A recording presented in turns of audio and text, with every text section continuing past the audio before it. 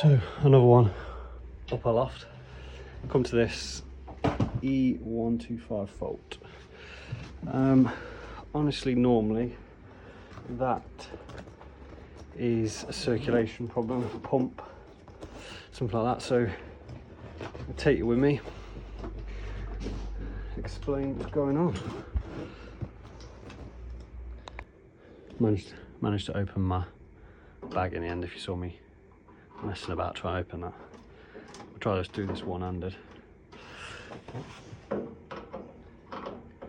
Obviously filming on my phone, I'm not that technically advanced yet.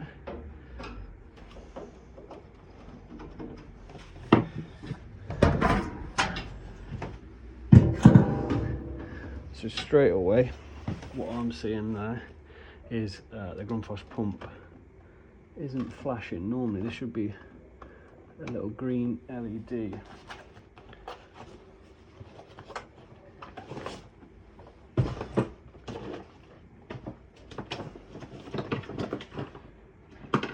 So let's see if she's working.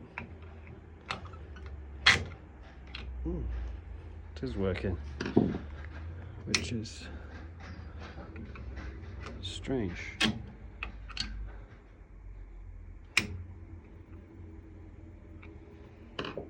I'm just checking the zone valves.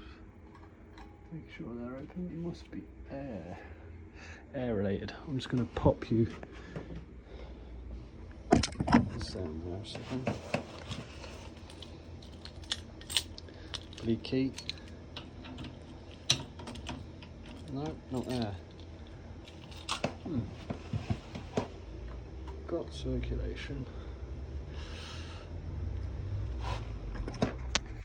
We are something else then. Let's try.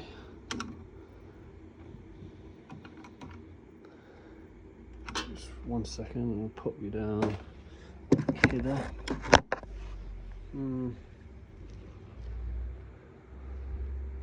It's hard to do this one-handed.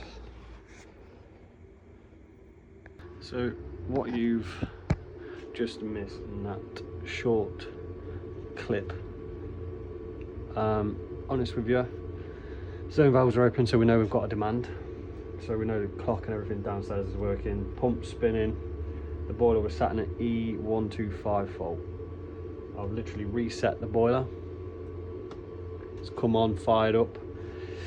So to work out exactly what's gone wrong there, all I can think of is the demand's dropped off downstairs on the timer or the clock. It's shut down the bypass. So automatic bypass is this. That was shut, so it's got nowhere for it to go. So the hot water, once it's ran on, so that when the boiler stops, it wants to it was like a pump overrun, so it needs to get rid of the heat. And if that was shut, which it was, then it's got nowhere to go. So all I've done there is reset the fault, which is like a quarter turn backwards that way. Reset it's come on, and we're kicking up. Pipes are getting nice and warm. So yeah, that's all I can explain what the issue was. No one lads the desk.